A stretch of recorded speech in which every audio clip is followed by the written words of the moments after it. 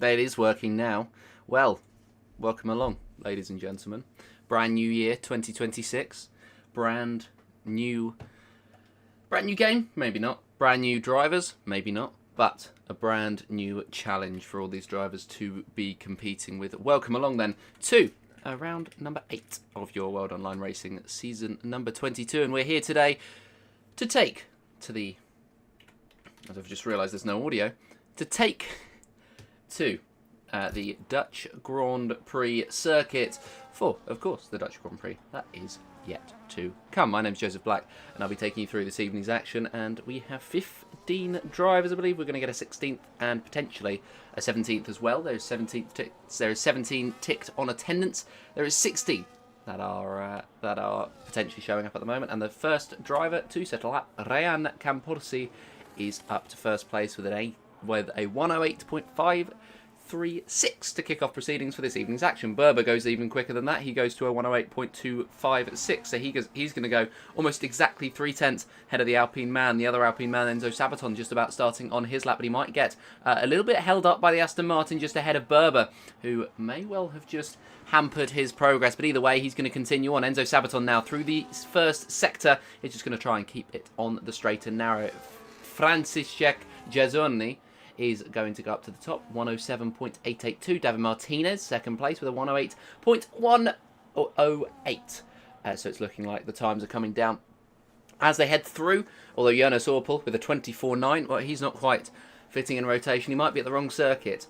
So it's going to be interesting to see the ET8 driver try and improve. Diego Ferrer onto the front row. The TRT man is going to put his McLaren on the front row, knocked off by Oliver Knott, who goes quickest of all the second drivers.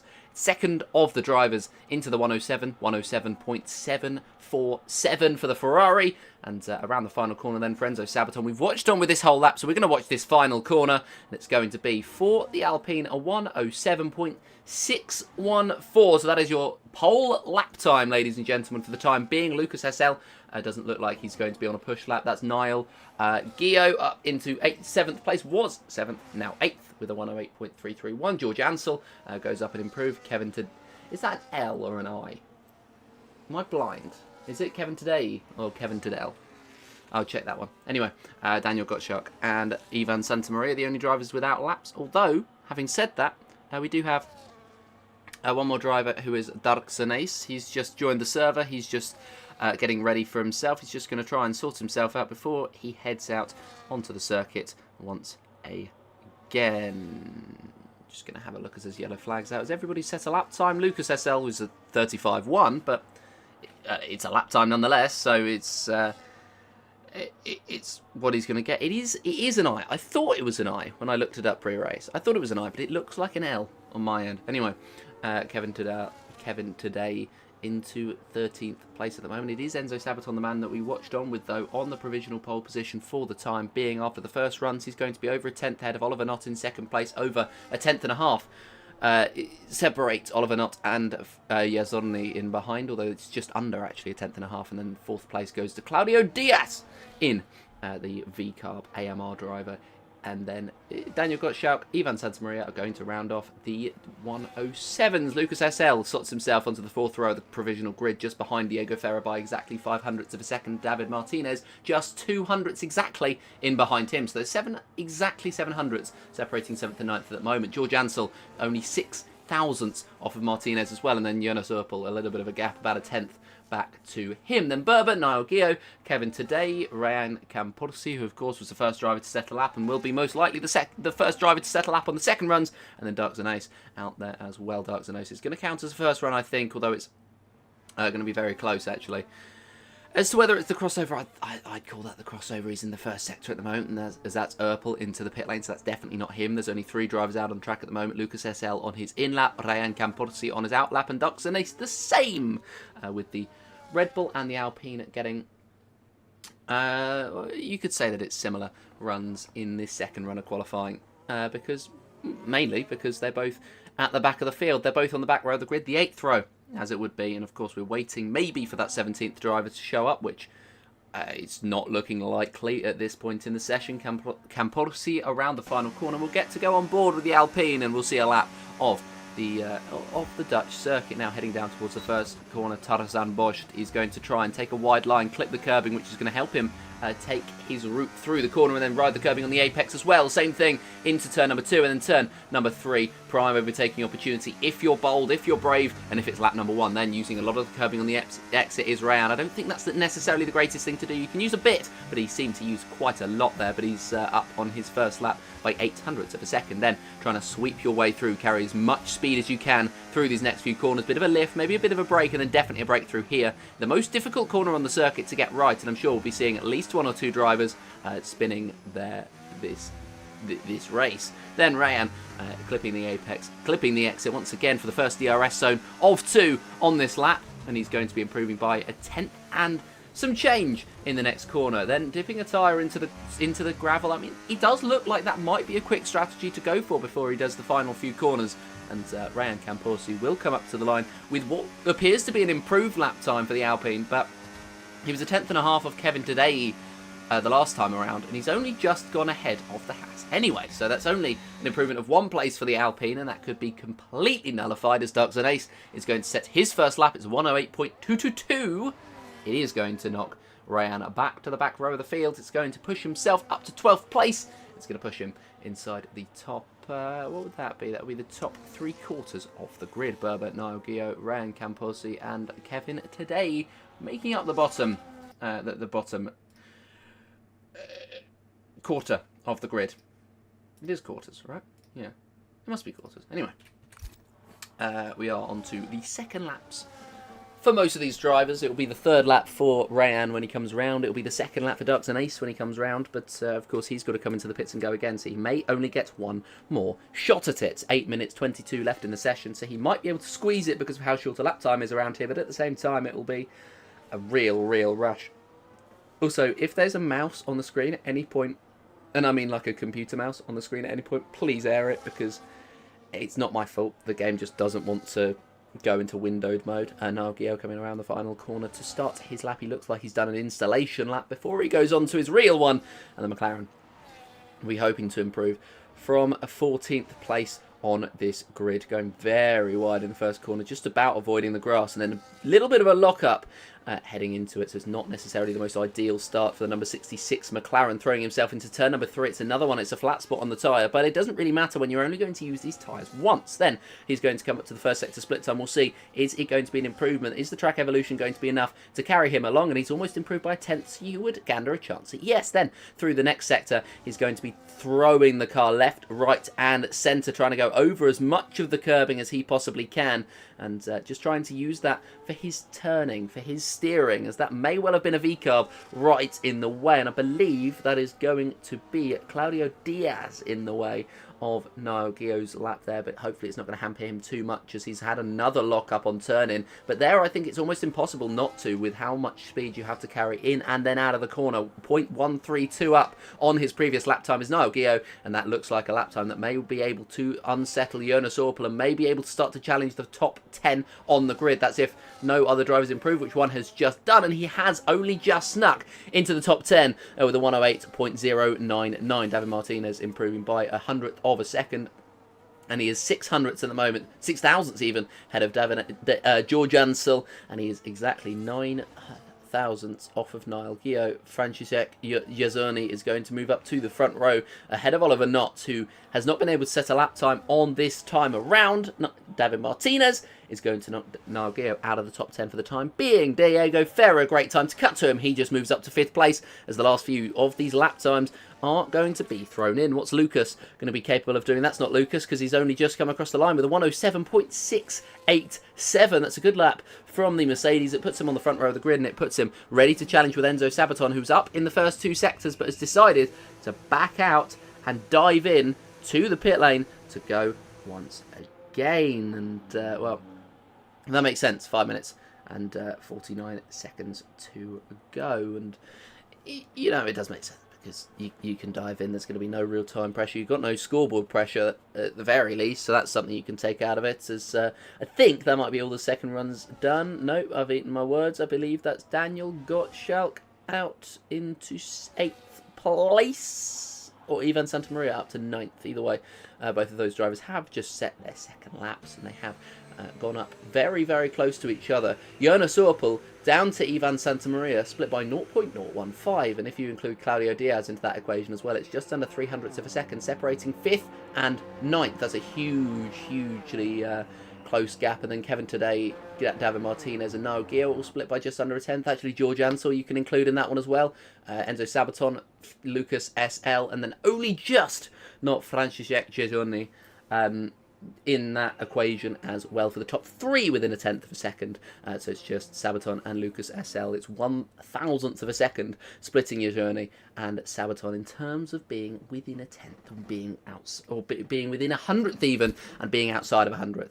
We've had our first few lap times set on the board. Ducks and Ace, he's out of sync with everybody else he joined mid-qualifying. Is he going to go and bail out of this lap, or is he going to go all the way? That's interesting. He's going to go all the way as Ducks and Ace, and it's going to be up to 12th place for the Red Bull, but he's going to have to hot-foot it round if he wants to be able to set one more lap in this qualifying session. He's going to have to really hammer it down, and it's basically another push lap, so he definitely doesn't want to make any other mistakes at this point. Jonas Orpel into the pit lane, 4:04 in the session, so it is possible that he's going to be able to get round, but if you think about it, he's probably got another minute to go, so he'll come in with about 3 minutes left in the session, and he's got 3 minutes to get round one more time, avoid all the traffic as well, which could be a huge thing, and it's going to be difficult, I really do think, for himself, but he has got the time to do it. I really do think there is the possibility that he is going to be able to do it,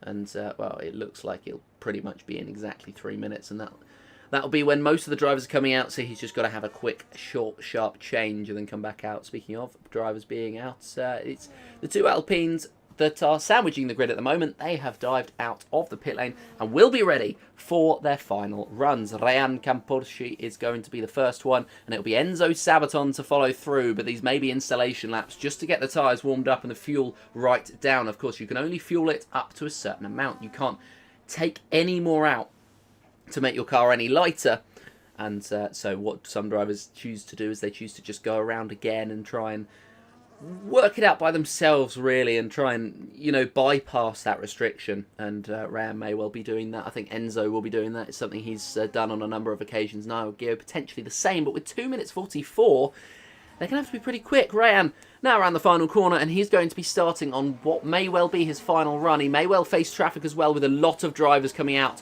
of the pit lane in this first sector. Of course, the pit lane does exit out of turn number 1. That's going to be a Williams diving out of the way. Well done, Daniel Gottschalk, who's managed to move out of the way for Rayan, but he's got 5 cars coming up that need to get out of the way pretty quick, sharpish, and he's meeting them at a really awkward segment of the circuit. That's an Aston Martin who's slowing, so because he knows. That's very, very smart there from, I believe that's Berber, just getting out of the way. Ryan Camposi improving by 3/4 of a tenth.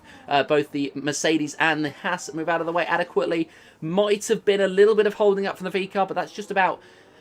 It's just about when Rayan comes through, and I mean, he's just come through a little bit early, and he's met the traffic at a bad time, not picked up the slipstream from the McLaren, so he's sort of suffered the consequences, but hasn't really dealt with the good. He's improving, though, by 1/4 of a second, so it doesn't matter all too much. Lots of gravel taken, and so that is going to slow his run down as he comes around the final corner, and will be the first driver to set a lap in this qualifying session, unless he invalidates and throws it into the wall. We've got Rayan Camposi, who's decided to do a headstand, and he's out of this qualifying session. What's his teammate done? Well, he's not done anything.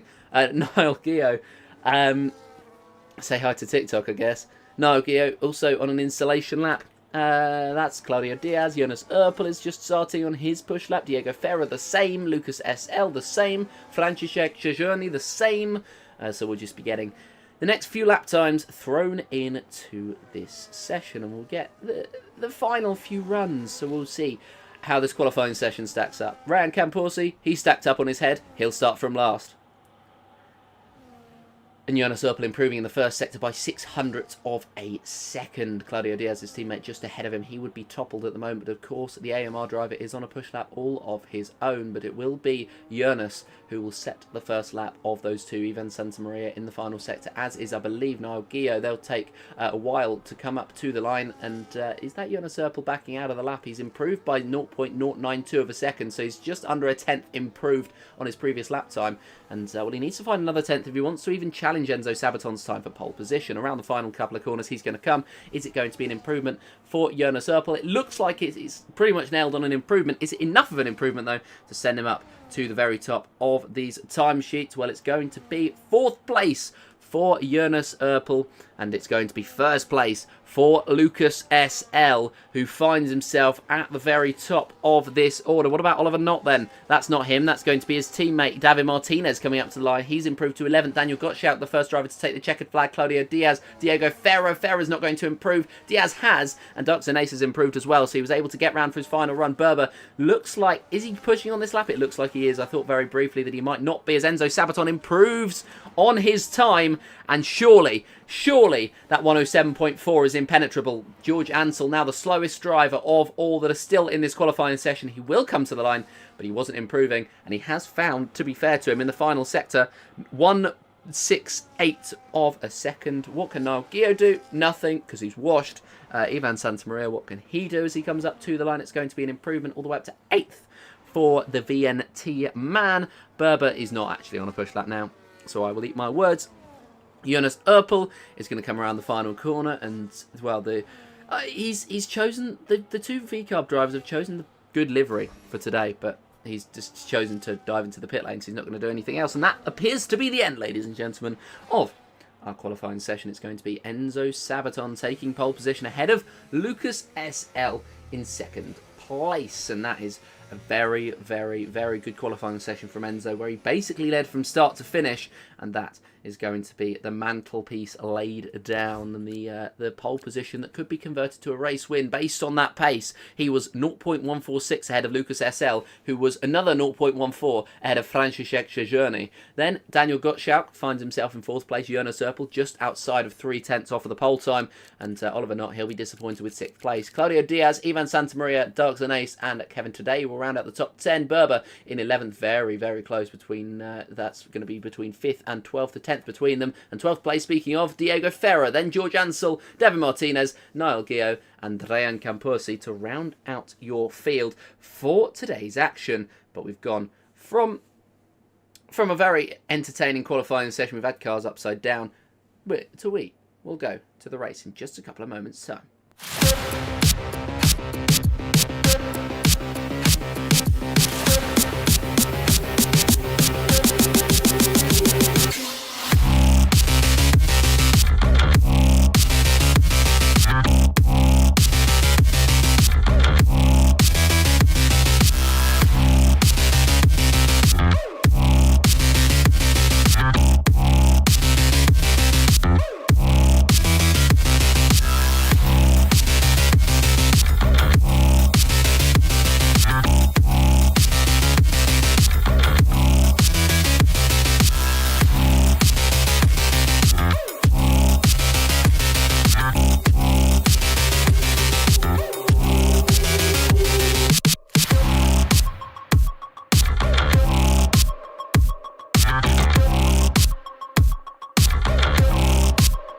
Well then, ladies and gentlemen, you can see, welcome back, by the way, to PC tier number 3. You can see what's going to spice up this action just a little bit. It's going to be a wet race, ladies and gentlemen. All the 16 drivers have a whole new thing to contend with. Probably about 14 of them haven't practiced for it. So we'll see how this one goes, as, well, we'll be readying up very shortly.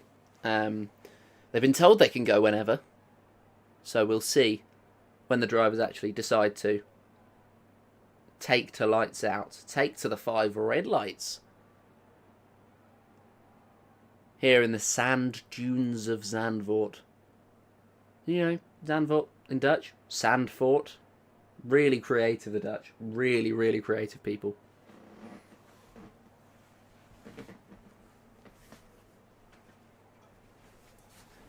Van Gogh was Dutch, wasn't he? I think. Lopped off his own ear. But a very good artist. Slightly overrated, but either way, I mean, we've gone from Van Gogh's paintings. We're going to paint a story of PC Tier 3. The lights are on, the drivers are ready. And the action is underway. Enzo Sabaton off to a very, very tentative launch, but Lucas SL even more, and he might be challenged by Journey into the first corner. Daniel Gottschalk might take the inside. Oliver Knott might go even further to the inside, cutting the pit exit line to try and pull alongside. Gottschalk hasn't quite worked, and he drops behind Erpel, but it will be Enzo Sabaton to take the lead of this race. Journey on the inside of Gottschalk now, trying to defend that third place he qualified in, and he's going to drop back, and he might drop even further back behind Erpel as he gets a poor exit out of turn number 3. Not been punished by the V-Carb man, but he's still going to try and hold it on the grass, and it's not going to work for Jonas Erpel, who goes all the way off the circuit, down the order, right to the rear of it. And Jonas, a gamble, not paid off. Huge send from Berber on Kevin today, and he might get Diego Ferrer as well, as Ferrer is going to dive through on the VNT man, and he moves up to 11th place. Huge lunge again. The V-Carb's trying to make moves, and it's Claudio Diaz on Franciszek Journey, who's had a terrible start to his Dutch Grand Prix, dropping from 3rd down to 6th place,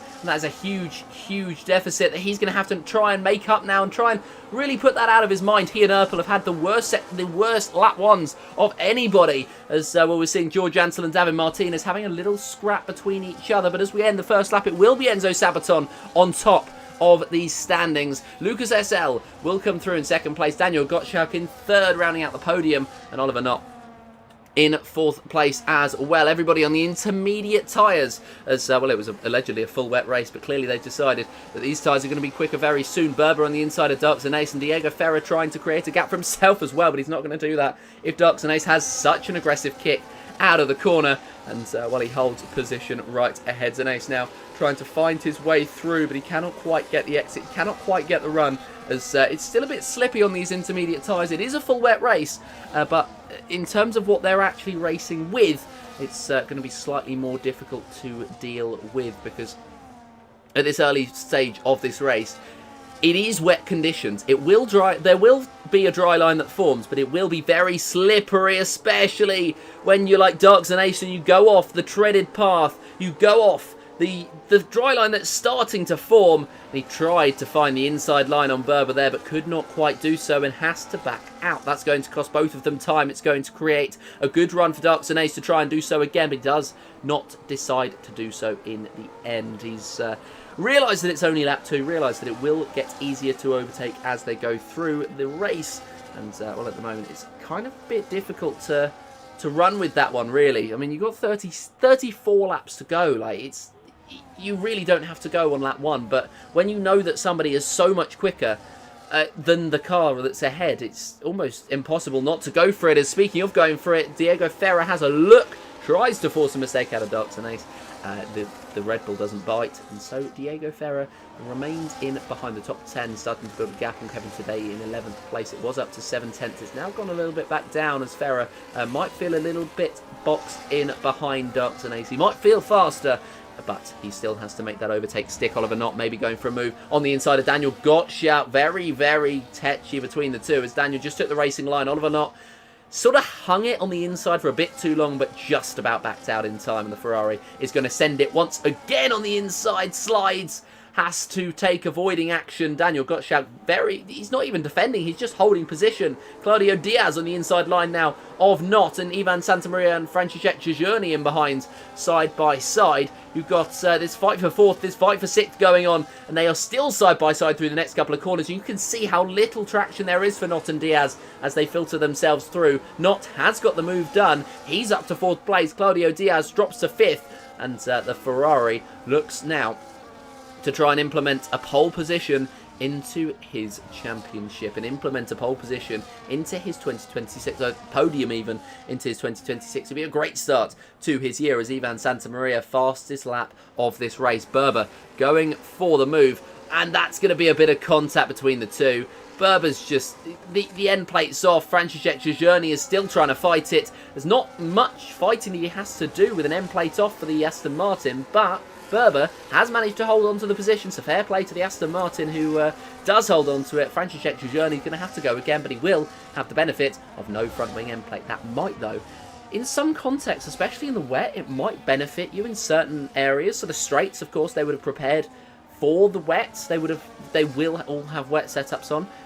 It's going to benefit you slightly down the straight. It's going to make you a little bit quicker, but it's really, really interesting just to see the gambles that they're taking at this point in time compared to what they probably should be taking either way. But yeah, Berber disappointing for the Aston Martin, and he will potentially come into the pits at the end of this race. I mean, I know that Michał Opelka is currently in Berber, his ear of course, telling him what to do, and well, we'll see what the Aston Martin does at the end of this lap, whether he's going to come in, whether it really is impacting him, or whether he does think about the straight line speed that he's going to be gaining. I don't know whether it's going to be beneficial for him. No, he continues on, he stays out, so he feels as though that front wing end plate is not going to be enough to cause him any problems. George Ansel under pressure from Niall Gio, who looks to the inside of turn number 1, but in the end just compromises his own line more than anything else. Jonas Erpel right at the back of the field has set the fastest lap. He's in clean air. That would make sense, as Enzo Sabaton, of course, the only other driver in clean air in this field at the moment, is going to be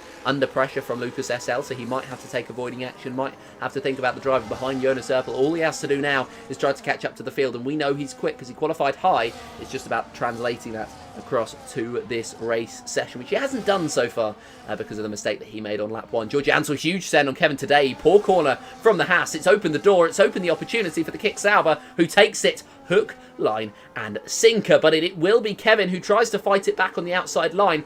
Who knows which one of these is the dry line at the moment. Kevin on the inside, that certainly isn't. And they're both going to creep their way through. In the end, it might be George with the exit. It is George with the exit. And it looks like he's going to be able to pull just about ahead. Yes, indeed, he is. And the Kick Sauber up to 11th. Kevin today down to 12th. And Niall Gio going to try and be right on the back. But he does have David Martinez for company. Ryan Camposi as well, in case either of them make a mistake. So it's all about, especially when they've stayed in this pack for so long, which now it's the sixth of the race as we cross the line.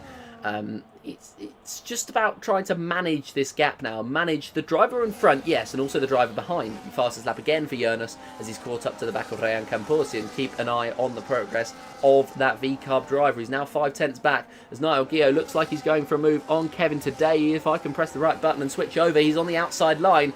Kevin today does have the optimal line, but if he thinks too much about Niall, he's going to cost himself his exit, and that looks like that's exactly what he's done for the Haas driver. All he needed to do was just keep it on the straight and narrow, but instead Niall's through, and he's up to 12th place outside of the 1 second range of George Ansel. But with the pace that George has been showing so far, not quite up with the pack, that should be easy to sort out, and it has been easy to sort out. Niall Gio 9/10 back now, and really trying to gain that time as Oliver Knott gets through on Daniel Gottschalk, but with a much better exit. The Williams is able to pull back ahead, and it's one of those things, you know, you don't want to send it too hard, but at the same time you kind of have to lick the stamp and send it when you are racing in the wet, especially in these conditions where it does feel as though there is a dry line that's forming. You have to take the gamble when you want to go offline and sort yourself out, but it is what it is, really. It's not too difficult of a task to stay on the normal line. It's so much more difficult of a task to stay off of it and try and go for the move and really try and trust yourself, and that comes down to the driver's belief in their own ability, I think, more than anything else. As Santamaria gets very close to Diaz but doesn't make the move. It's all about your belief in yourself, and this is why Oliver Knott's done so well so far in this race, because he has felt as though he is quick. He is quick. That's a fact. His qualifying performance wasn't quite up with what he would have been capable of, especially after the first couple of stints. Maybe he set himself up already for the wets. Maybe that's all he...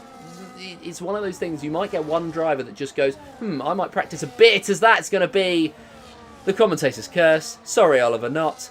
That's going to be his front wing end plate off. He outbrakes Daniel Gottschalk, goes into the back of the Williams. That might be his fight for a podium over. And I was going to say, as much as he's very quick, he can be mistake prone in races. We've just seen that from the unattached driver, not the FVR driver anymore for reasons that I won't discuss. But we'll see what his pace is like with that end plate off for Oliver Knott. A huge, huge moment in this race for the Ferrari.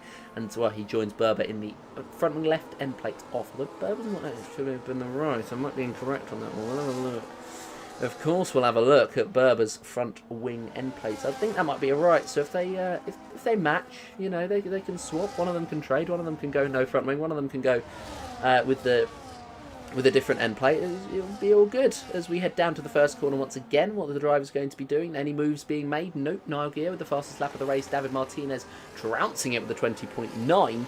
As he's chasing Kevin today. And now Ivan Santamaria has finally decided to go for the move on Claudio Diaz. But is it going to be a misjudged move? He's holding the outside line into turn 3. Can he take the opportunity, get the exit? It looks like Diaz has managed to get the power down much earlier. But what that's managed to do is unsettle the car just a little bit. And Ivan Santamaria holds on to 5th place. He's confirmed the position. Fair play, VNC, for managing that move very, very well. Managing their driver very well. And he gets through in the end. He's up to 5th place. Oliver Knott then chasing Daniel Gottschalk. He's not actually lost too much pace, excuse the pun. He's not actually lost too much pace in comparison to these top 4. So maybe they're not the quickest drivers on the grid. It's just about taking the gamble and making their way through. And that's no disservice to Sabaton, SL or Gottschalk. But, I mean, Oliver Knott has a front wing end plate off. Of course, he is a very quick driver as well. But he's not got that much of an advantage, surely, over the rest of the field. And, I mean, you do look at the drivers behind as well. The likes of, I mean, Martinez and Gio both set fastest laps last time out. Jonas Erpel has held the fastest lap on a couple of occasions. So it might just be a case of the drivers behind are quicker in these conditions. And it's just about managing it. Enzo Sabaton just trying to tease, just trying to make somebody go into the pit lane. Just a little bit of gamesmanship here as Ivan Santamaria from 5th place was the fastest lap with the clear air finally off of the back of Claudio Diaz. And, well, he's made his way through on the previous lap. And he's looking to stretch his legs as he catches up to the top 4, which now he hopes to become a top 5. He hopes to include himself, and he also hopes to get through on Oliver Knott with damage, because if he can get through on him, I think the confidence will be there, because Knott's the same pace as the drivers in front.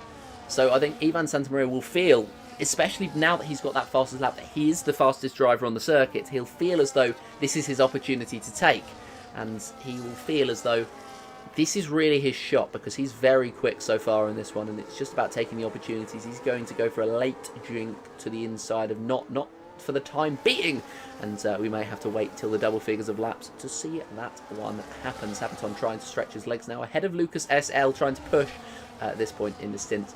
Makes sense. I mean, he's probably saved up through the first few, as Diego Ferrer is going to get through on a Darkson Nace, and George Ansel might go for the under on the both of them. What a move there from the Kick Sauber, and he's somehow spotted an opportunity, licked the stamp and sent it. What a move. George Ansel to go up from 11th up to 9th, and well, that's changed the outlook of his race somewhat, as now, is he going to let them back through? Is he lifting down the straight? Not quite sure, but Darkson Ace is going to go to the inside of the first corner, so that is George Ansel back down to 10th. Ryan Camposi with the fastest lap of the race from last. That's not the first, and probably not the last time I'll say that in this race. Not necessarily Ryan, because he might not stay at the back for very long if he's got that pace up, but I mean, Jonas, Ryan, Niall, all drivers who were at the back of the field, David as well, all drivers who were at the back of the field who set fastest lap, showing that they are quick all up and down the field, which is why everybody is still within a second of each other. 10 laps into the race, we are, what's the maths on that, over a quarter of the way through this race, and they're still within, I say DRS range loosely, because it's not DRS, of course, because it's the intermediate conditions, and it's 2026. They're getting rid of it this year anyway, so we just got to get used to it. But it's a good marker to see how close you are to the car in front. It really is. That magical 1 second marker could spell the difference between being able to get the run on somebody and make the overtake or not. I think in these conditions around this circuit especially, you've got to think about 0.5 of a second, because you've got to be a bit closer. The dry line is the much more traversed path, the wet line is the much less traversed path, so it's just a case of managing yourself, sort of trying to work everything out as you go. And that's the beauty of being a racing driver, really. It's just about trying to manage everything as you go along. And, well, it's fair to say Enzo Sabaton's managed this one very well at the moment. He did push the last couple of laps, though, and Lucas SL looks like he might be pushing on this occasion. And it might be the case that the Mercedes is starting to launch an attack on Enzo Sabaton here. He was down the straight, about 2/10 back.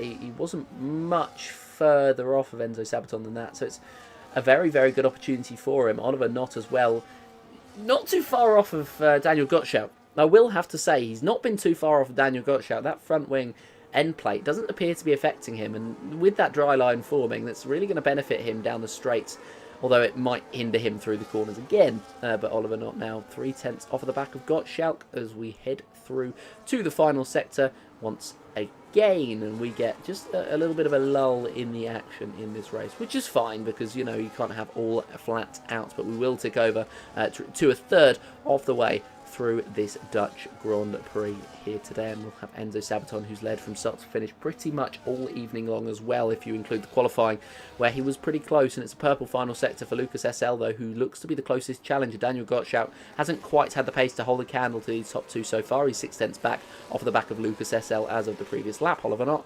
5/10 off.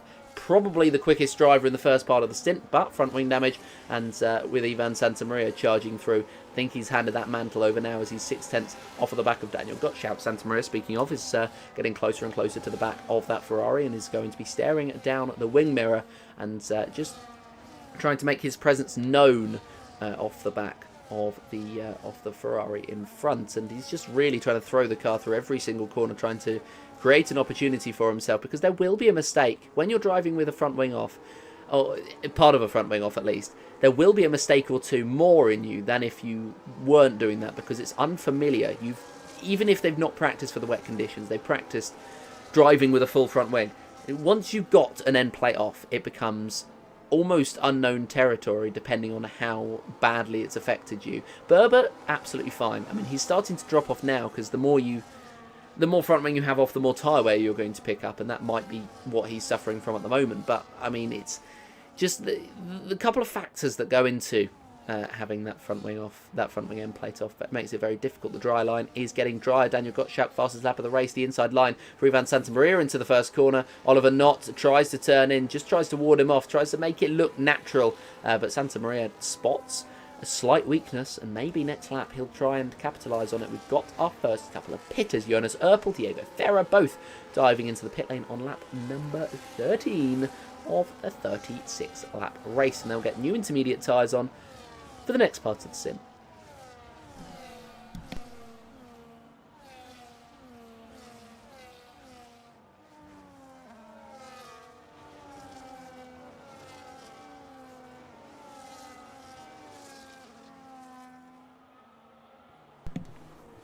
But we will see what they do, as Santamaria still looking for an opportunity on Oliver Knott. Cannot quite take the opportunity that was presented to him, and then you just have to wait to go all over again. It's a frustrating little mental battle you have with yourself, just to try and, you know, pick yourself up, go again, pick yourself up, go again, pick yourself up, go again. And it's really, really difficult to do so. But, I mean, the Red Bull has every opportunity to do so here if he can get a good exit out of the final corner on Oliver Knott. Even this is even Santamaria trying to look to the inside of Knott into the first corner, but no, he's not close enough.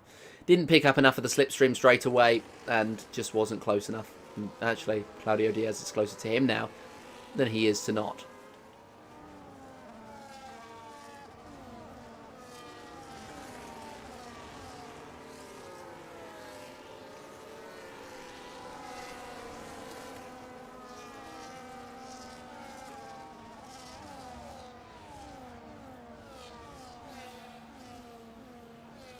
But Santa Maria again, I mean, he appears to be so much quicker in the first sector, and that's where he can really gain all of his opportunities, because that is where most of the corners come, and then it's going to be a tight apex into here, and he's just been squeezed right to it. And it's a flick back to the inside line for him on Oliver Knott. Can he make the move stick? Yes, he can. Good move from Santa Maria. He's been cooking that one up for a while, but yeah, he's done well to get through. Berber now on Journey and Ducks, and Nace is getting very, very tetchy down towards the lower part of the points. Huge bits of contact. That looks like a Sauber that's really struggling of George Ansell. Berber and Niall Gio now side by side. The McLaren has come through all of that to get up to fight for 8. Ducks and Ace somehow managing to scamper off into the foreground. Niall Gio lags his way into the pit lane, and he's going to escape it. It might be 3 wide, the 2 Hasses and the kick Sauber into the first corner. Nope, Journey and Today, and then it's going to be Ansel and Martinez fighting their way through, but it is going to be the 2 Haas drivers who come out on top of that one. Diego Ferrer fastest lap, as that will be, I mean, Niall's in, but we will see. We'll see whether the undercut has worked for Ferrer, and Urpel appears to be the case at the moment.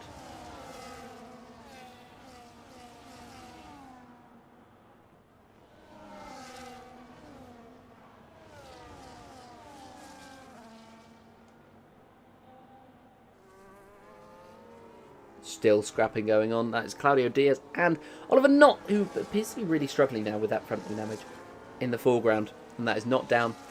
And, well, he might get knocked down, but he's going to try and pick himself back up again on the inside line on Claudio Diaz. Does make the move stick. The Ferrari still fighting for his life out there. And he's back up to 5th place. Diaz drops to 6th. Ducks and Nace, who was incredibly lucky to escape the fight for 7th from before. He's going to try and go for it again on the next lap, just to try and gain his way up. Trying to escape that fight, really, further down the order. Knott and Diaz still scrapping away for that 5th place, as we are 16 laps into our 36 lap dash around Zandvoort to kick off the 2026 part of our season 22 calendar. And, well, it's round at number 8, so only a few more to go until we finish it off. This is the 3rd to last round. I was going to say penultimate, but penultimate is 2. Is it tri-ultimate for the 3rd to last? I'm not sure. Anyway, Diaz is maybe going to get through or not. Can't quite do so. But these two fighting very, very well out here in the sand dunes of Zandvoort, and the rather soggy sand dunes of Zandvoort, if I do say so. But now inside line did beckon very briefly for Diaz, but Oliver Knott is doing what I believe to be the right thing, which is just running through, just sorting yourself out. I've just got an email from Just Eat, so sorry about that one, if that came up on the stream. But yeah, they're doing very well to just scrap it out. Daniel Gottschalk 1.2 off of Sabaton and Lucas SL, so they've found another gear at the top 2 in this race, and it appears to be extending over Gottschalk and Santa Maria, which is, I mean they're doing pretty well, all things considered. But we will see as more drivers are into the pit lane. Berber and George Ansell. Daniel Gottschalk drops down a position. Ivan Santamaria finds his way through, and that's a move that's been coming for a while. We'll see now how quick the Red Bull actually is in clean air, because we know he's very, very quick. Whilst behind somebody else, he's very good at making himself look quick, at least. So we'll see what he's going to be able to do in that clean air, and he's already managed to gain 2/10 on Sabaton and, Lucas SL as well. So it's a good start to this part of the sim, but this might be the time, unfortunately, that it is the pit window, and we will tick over to the halfway point in this race as soon as the next race leader, whether it is Sabaton, comes across the line, or whether he comes into the pits and somebody else inherits that race lead. But we will be reaching the halfway point of this race. Everybody who's come into the pits has gained massively from coming into the pit lane, but at the same time, that means the tyres are going to be more worn. And if you're the likes of Berber, where I don't know if he's still got that front wing damage, we can check in just a couple of moments' time, but it will be interesting to see what they do. Sabaton around the final corner then.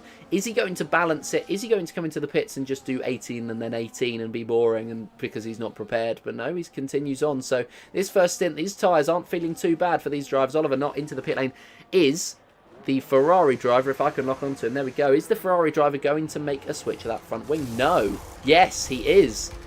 I don't know why I said no, because the answer is very much, yes, he's changed that front wing. Berber has not. So one of the drivers has gone for a change. One of the drivers has not. Oliver Knott will come out behind, and he's going to have to make his way through. Niall Gear with the fastest lap of the race last time out. He's in 11th place. He's 2 seconds off of Jonas Erpel, but he's gaining so very quickly on the driver who has 2 lap older tyres than himself. Enzo Sabaton, Lucas SL at the top of the field at the moment. And they might have to come in. Diego Ferrer and Jonas Erpel will be good markers for the rest of the grid to see how much they've gained. Niall Gear, you pretty much claim that Niall's gained about 4.5 seconds probably on Berber, something like that, in coming in a lap earlier. So that's, or 2 laps earlier even. So that is the margin of error that there is, really. And then if you have a look, Jonas Erpel probably had a similar gap to Niall Gio. Niall's now cut it down to a second. So I think it does make sense to try and extend this first stint as long as you can, because those inter tyres, when you come in, when you switch them, they feel so very good. Into the pit lane, Sabaton. Into the pit lanes, Lucas SL. Into the pit lane, Santa Maria. No, Santa Maria is going to continue on, and I think he might be the only one here of the drivers from the first stint who extended long to go once again. So Ivan Santa Maria gambling in this race to go another lap on a set of those intermediate tyres. Yes, those new tyres will feel so much better, but there's so many things you can weigh up, and Ivan at the moment looks like he's weighing up the importance a little bit more of stretching this first stint and then having those fresh tyres at the very end. If they feel all right, absolutely, why not? He's sat in the dirty air of drivers ahead for a while, so it surprises me that he has in fact decided to stay out, to go again.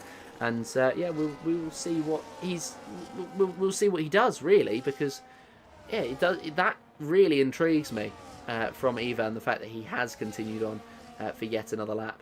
But I mean, fair play to him. I mean, I'm not going to begrudge him that if it does end up working out, but it just feels like a big gamble. But sometimes you do just have to gamble. You really do, and he's been in a very good position where I'd say that he's probably in the best position of anybody to gamble because of the pace that he's demonstrated and the fact that he can probably build his way back up. I don't know. We'll see what he's capable of. He is into the pit lane now. He is into the pit lane now, though, on lap 20 of this race. So we'll see where he ends up coming out. Most likely, he's going to be ahead of Enzo Sabaton. Or, sorry, behind Enzo Sabaton, Lucas SL, maybe even Daniel Gottschalk as well. We'll see as everybody comes down the main straight. And there's a big train he doesn't want to get caught in, led by George Ansel. Where is he going to come out? Is he going to come out ahead of it? Yes, he is. Ivan Santamaria lucks out, I think, the fact that he's able to avoid this big train that's formed as Dark Zenace and František Čežerný go side by side. Čežerny's on the top line, and it will be the lower line for Kevin to... No, not for Kevin, for Dark Zenace, who's going to make his way through and hold on to 12th spot. Niall Gio swapping with Jonas Erpel for second place, and it's fair to say the undercut gamble for Niall at the moment appears to be working, but it's whether he can hold on to these tyres. And so I think even though he was pushing the first couple of laps, I think expect a complete rollback of that. Expect him to just pretend that didn't happen, as that looks like a mistake from František Čežerný to drop down to the back of that field. Disappointing, but ultimately it is what it is, really. And he can pick himself up from that, just like Jonas Erpel did, because of course he made that mistake on lap 1 where he went off of the circuit, really started to struggle, and he's come back and he's fine, I'd say. Not necessarily the most cracking position that he could be in, with tyres that are 7 laps older than the competitors that are just catching up to him, but I mean, his UNC tyres might end up working out in his favour, just because of the gamble that he took to be ahead. As František Čežerný has retired from this race, we will be having yellow flags in Sector 3 because he's about to come out of the pit lane. But on the whole, Čežerný is the first driver out of this race. He's retired in the pit lane after a mistake. Decided not to keep going. Excuse me. Which is, I think, a little bit silly. Because there are mistakes in these drivers. There was a mistake in Čežerný himself. So it just feels a little bit silly. But, you know, it is it is ultimately what it is for František. He's made that decision. He's retired from the race. He's become the first retiree of the evening's action. About pretty much bang on halfway through, halfway through in terms of the timing. Half an hour is what I meant to say the whole time along. I meant to say about half an hour in to this race, as we are on lap 21.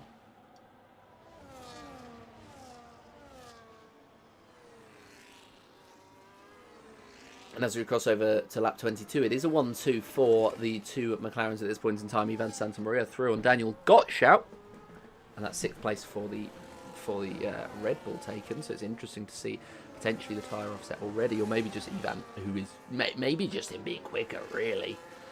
He's going to try and fight his way through. Sabaton 1.4 off the back of Erpel. Now he's gained 7 tenths in the last 2 laps, and so he really has an opportunity. Really, really has an opportunity to make this one count here today. This could be him on the podium. Oliver Knott, speaking of drivers who could be on the podium, he's got to fight his way back through, but that's one more position gained for the Ferrari. A horror weekend for Ferrari so far, no points for them, but he's got Claudio Diaz just ahead of him, and well, that'll be him back into the top 10, and it's not all said and done, not until the fat lady sings for Oliver Knott, as ducks an ace through on Kevin today as well, and that's for 12th place. So Kevin losing a couple of positions in the space of 1 lap, so disappointing for himself. Lucas SL 5 tenths off the back of Enzo Sabaton, the closest driver in the points to making another position up, although Oliver Knott, if you count him as being in the points, because he's just outside, but he would be fighting for it if he was any closer to Claudio Diaz. He's 4 tenths back. It's turned into 2 down the straight, so this might be the opportunity, in fact, for Knott to make his way through. The outside line does beckon for him on Claudio Diaz. Is he going to be able to make his way through? The answer is yes. He's up to 10th place, and he's got Berber now in his sights, as he's able to clear Claudio pretty comprehensively, all things considered.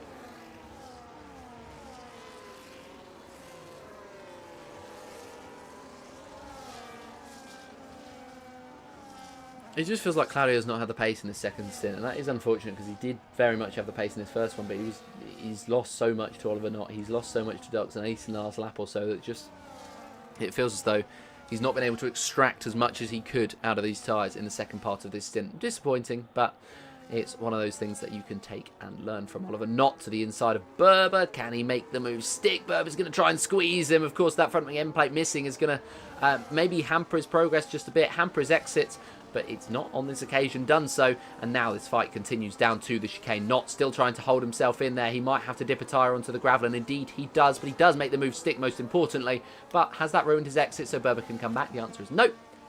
And Oliver Knott goes through.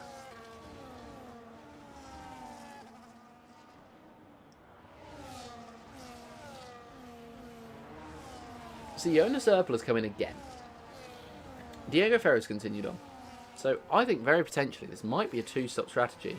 Inter for Jonas Erpel, for Diego Ferro. Maybe for Niall as well. Because I don't know how much the tyres were struggling at the end of that last stint, to be completely frank with you. But that's interesting. I don't think... I think at least Ivan Santamaria is going for it. For a 1-stop. I would imagine that everybody 5 laps younger, 5 laps or younger, maybe even 6 laps or younger, isn't going to pit again. You would think, because they've done just under half the race. They could do just over half the race, especially if it's the second half where you've got a bit more clean air. But Jonas, Diego, the gamble they took, that, I'll be frank, doesn't appear to be paying off at the moment, is just going to be a struggle if they don't want to come into the pits, and it's going to be a struggle if they do. So it's kind of a back against the wall kind of situation. Ferro, though, is he going to come into the pits? Yes, he is. Niall Gio stays out. He takes the lead of this race. Who let this washed man in the lead of this Dutch Grand Prix on lap 25? Anyway, Sabaton is closing in. He's 6 tenths, or 6 seconds even, off the back. And speaking of 6 tenths, that was the gap between himself and Lucas. It came down to 3, and then it's going to work its way back up again as Sabaton looks quicker in the corners.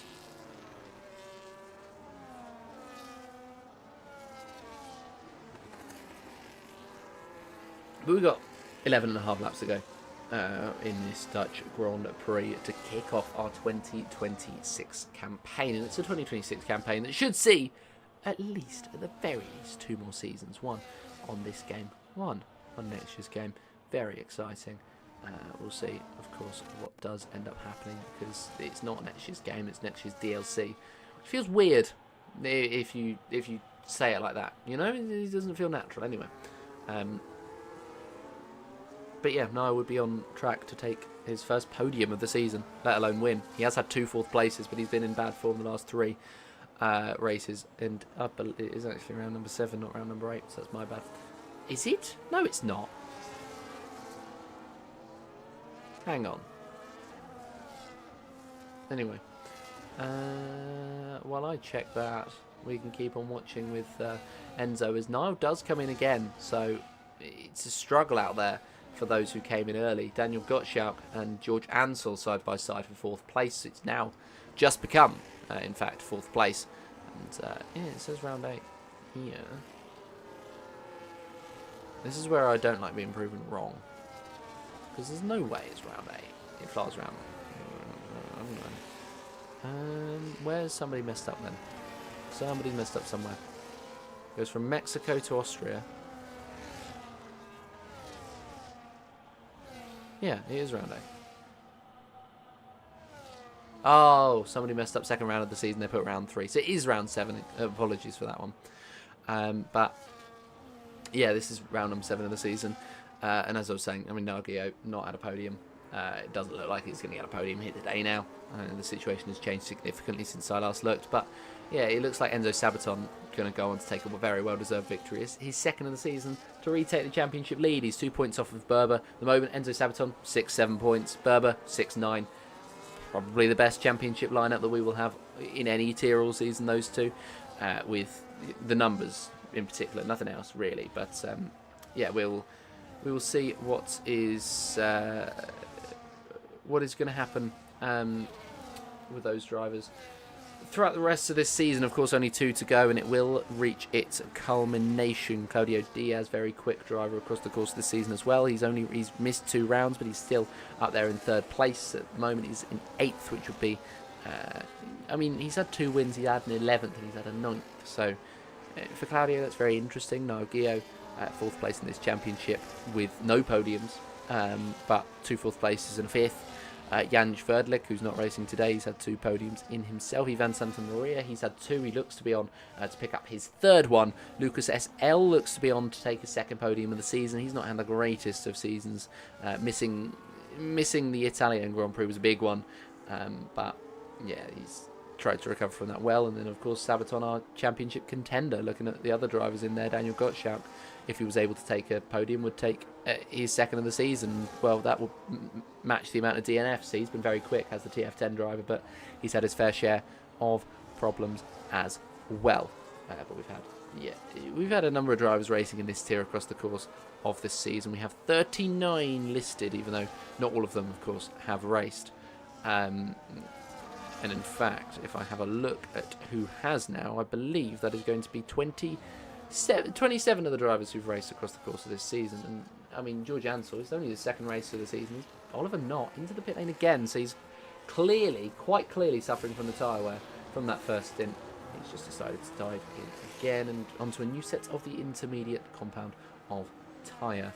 His teammate coming in as well, making it a double stack, although he's actually decided to retire from the session. David Martinez becoming the 2nd retirement. We're down to 14, and Oliver Knott is now going to round up this field with 8 to go. Enzo Sabaton leading Lucas SL, but Lucas close behind. He's not looking out of it. Diego Ferrer and Nargio go through on to Kevin Today, and that appears to be the story of the day for Kevin Today, is that he's done very well to maintain his pace in there, but he just makes too many mistakes. Speaking of mistakes, what's happened to Claudio Diaz here on the exit of the sweeping right-hander? It looks like Diaz has just gone into a spin, forced or otherwise, and he has dropped right down the order. It's lit up the pack in the midfield. Ryan Camposi now leads it. Darks and Ace, and then Diego Ferrer and Niall Gio trying to scrap it out between themselves. Kevin Today going to come back into it, and he's now moved up a position, but Claudio Diaz that is game, set, and match for him, I fear, because the drivers around him, newer tyres, the only one that hasn't, Kevin today, and well, he's just not quite got the grip. Diego Ferrer and Dark Ace, Diego Ferrer and Nalgio even going to get through on Dark Ace. The inside line beckons for the McLaren, who does get through in the end, and they move up into 8th and 9th respectively. The two teammates working together, as they have done a couple of times this evening, and it looks like they may well be on an upwards trajectory in the late stages of this one. The strategy has not quite necessarily been the best, but in everything else, I mean, the pace has been absolutely fine. Diego Ferrer now on the back of Ryan Camposi is going to try and make the move. The inside line does beckon for himself. He's going to open the door for Nalgio, though, with a poor exit from Ferrer, and that is going to be...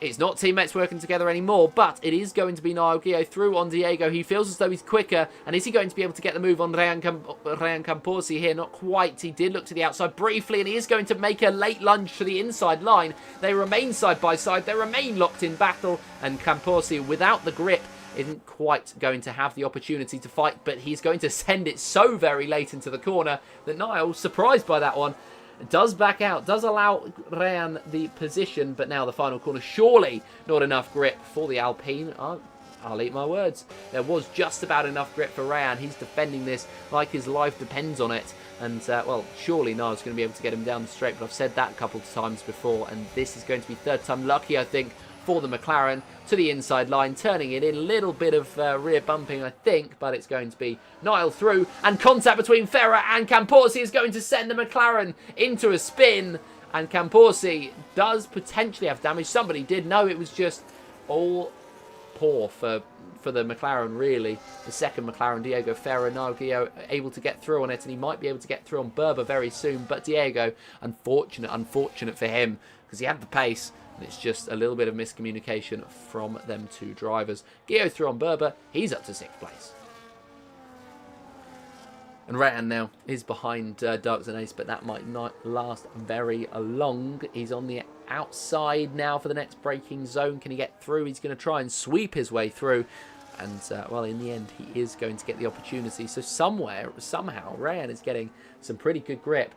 It looks like it's better than some of these newer tyres on his worn tyres. But we will tick over to lap 31 in a minute, and it will be Enzo Sabaton leading the way still, as he has done all race long. But Lucas SL and Ivan Santamaria have managed to keep the candle flying for all the other representatives. It's not been an easy ride from the Alpine, despite what it has looked on paper.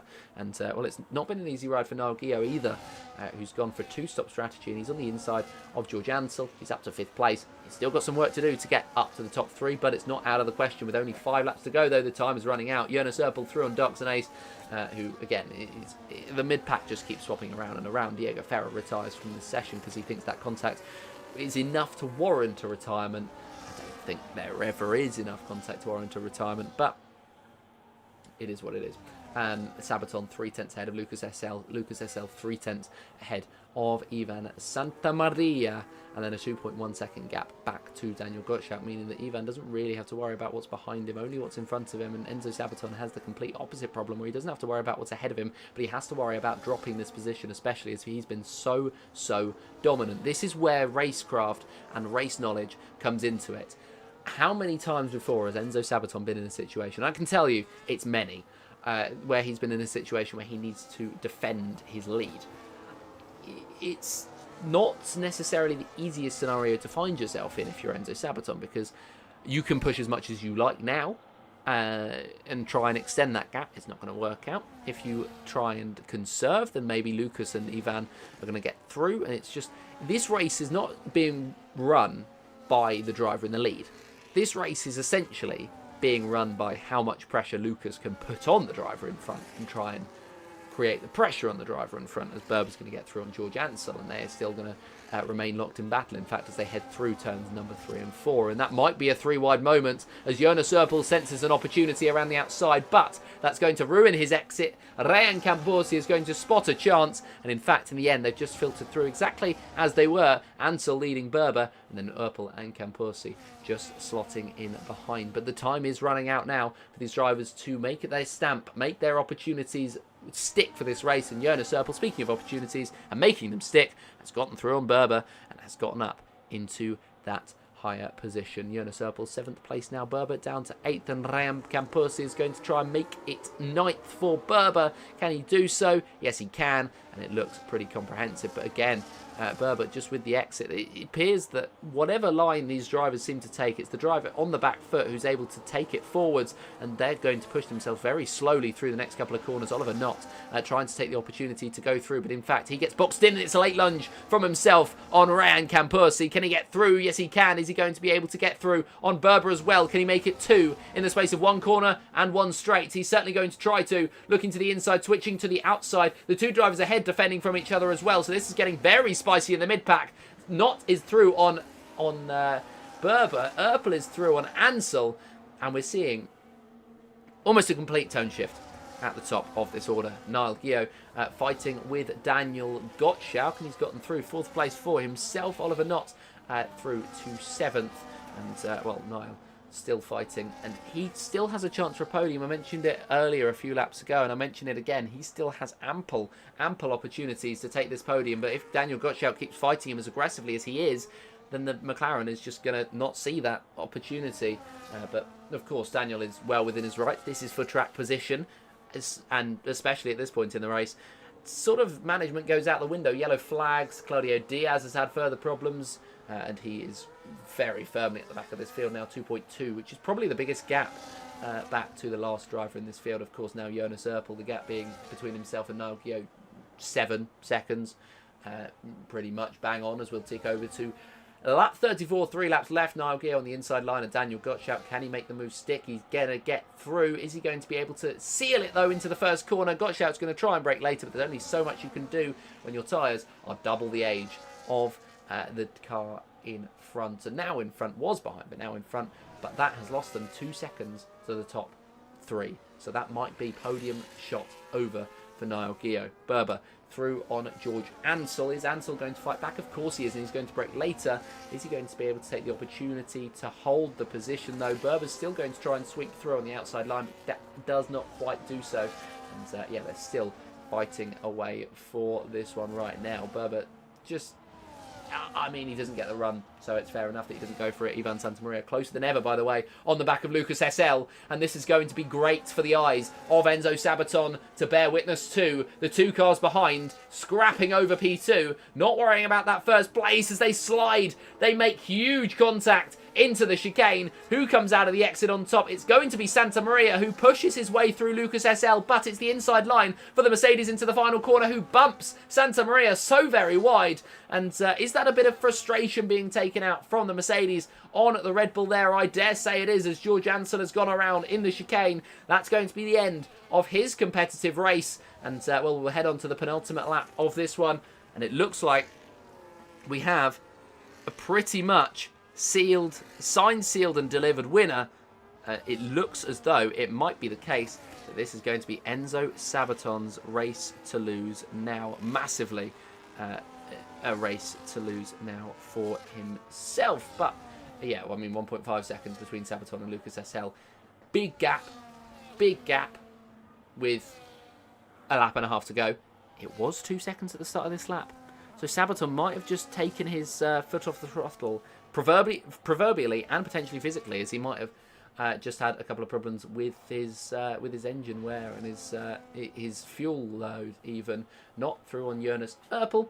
He's up to 6th place. 1.1 now, the gap between Lucas SL and Enzo Sabaton. The momentum is back up, the race is back on, and the Alpine has one more lap to defend his crown, to take home what will be the championship lead. I think he's going to get it anyway, considering where Berber is in the field, but it might be his second victory of the season for Enzo Sabaton, as Ryan Campersi is going to retire from this race in the pit lane. George Ansel might be doing the same, but no, he's come back out. He wants that fastest lap. It is the final lap beginning for Enzo Sabaton, who leads us onto it. Niall Gio, in the meantime, with all the fighting between Lucas SL and Ivan Santamaria, has been able to fight his way back into this pack and might be the joker in the pack for this final lap around the circuit Zandvoort. Enzo Sabaton leads Lucas SL by 0.6 of a second, but that gap has been slashed over that last lap by 1.4 seconds. So Lucas SL has about a 7/10 swing on the Alpine, and it's just down to how much pace does Enzo have in reserve? How much pace does the Monegasque driver have to be able to pick up his second victory of the season, to break the streak of his title rival Berber? And it looks like at the moment it's going to be his race to lose. Niall Guillot on the back of Ivan Santamaria trying to snatch a podium at the very dying moments of this race. They've done the first sector. They're heading to the end of the second. They are almost 2/3 of the way through this final lap. And as has been the case all evening long, this timesheet has been topped by the Monegasque driver in the Alpine car, and he's just got 2 more corners to go to seal this victory. He's had moments where it's looked in doubt, but I mean, it's not really ever looked like it was going to go any other way. Enzo Sabaton will come home for his second victory of the season. Lucas SL and Ivan Santamaria pushed him close. Niall Guillot became a contender late on, but those top 4 finish within a second of each other. Daniel Gottschalk runs home in 5th place. Oliver Knott in 6th. Then Jonas Erpel will come home in 7th. Big gap back to Berber, who has faced his own problems in 8th place. No front wing end plate for the majority of it, but he picks up 8th, just ahead of Kevin today and Claudio Diaz, who rounds at the top 10. Darks and Ace will round out the finishers at the start, and then we've got a while to wait for George Ansel. But that is going to be your lot. That is going to be game, set, and match for the evening's action here today around the circuit Zandvoort. It's been a very, very, very good race from all of those drivers, and well, it's been good fun to watch. But thank you very much for those of you who've tuned in today. We're just waiting for George Ansel to come across the line. It's never easy doing solo commentary, really.